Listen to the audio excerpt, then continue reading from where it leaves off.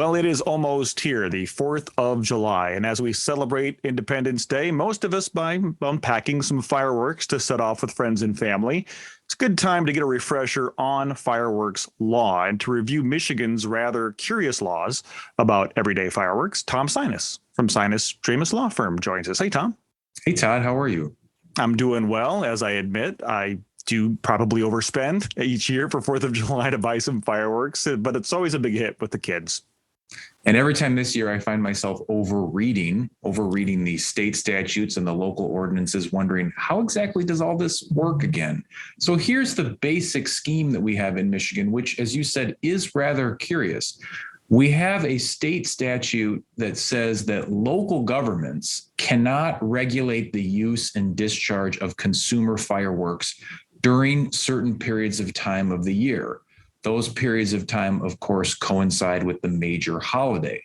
And the biggest carve out where local governments cannot regulate the use and discharge of consumer fireworks is around the 4th of July, which means that if you look at local ordinances like Grand Rapids, for example, those ordinances are tracking the state statute, meaning that there's no regulation of fireworks within certain parameters. So here's what it means. It means that in the city of Grand Rapids, and this would be true around the state, you cannot limit the use of fireworks between June 29th and July 4th.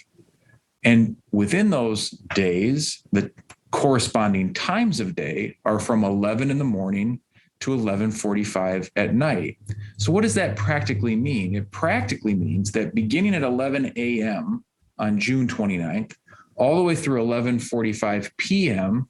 on July 4th, there are no local ordinances that restrict the use or discharge of consumer fireworks. And that's why, we hear every year many people complaining, why is this going on day after day after day? Why isn't it not just on the 4th of July, for example?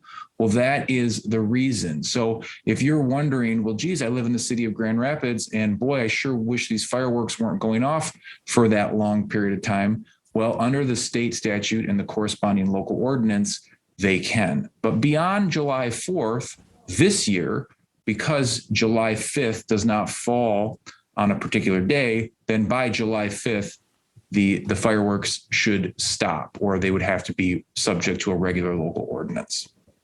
That's a lot to unpack. What about basic safety regulations? I mean, are there any laws that you can break there, or is it just good common sense advice?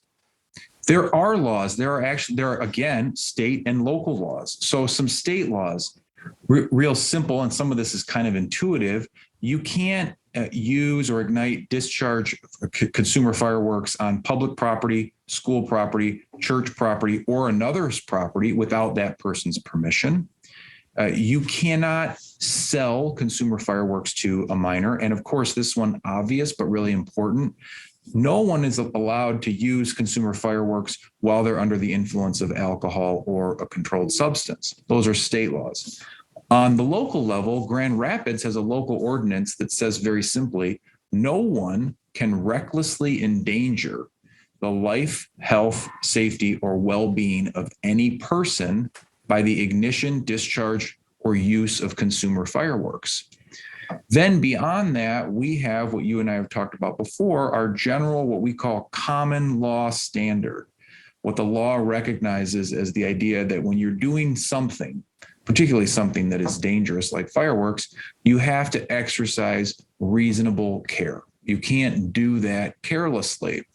If you violate any of these rules, depending on what rule you violate, you could be subject to criminal liabilities, most likely a monetary fine, but you also could be subject to civil liability in the event that, heaven forbid, someone is injured during the course of igniting a firework. Now, that brings up a question about when you're talking about injuries. A lot of times each year you're hearing about fires too, homeowners and their insurance. Any thoughts on that? My thought is to check your homeowner's insurance policy and check with your homeowner's insurance agent if you're going to be lighting off fireworks at home. You want to make sure that if something happens, whether, as you say, it's damage to the home or heaven forbid, injury to someone else, that there's coverage under your homeowner's policy. But homeowners policies can be pretty long and pretty dense, and they can exclude certain things. So before you get ready to have fun, I don't want people to get all worried about bad things happening. But once something bad happens, you can't go back in time. So it's a good idea to check your homeowner's insurance and make sure if you're going to be the one where the fireworks are going to be going off at this year, that your homeowner's insurance coverage doesn't exclude that type of activity, because you don't want to find that out once it's too late.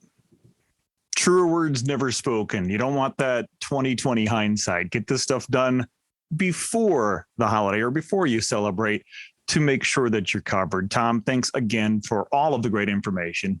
Thank you, Todd. Take care.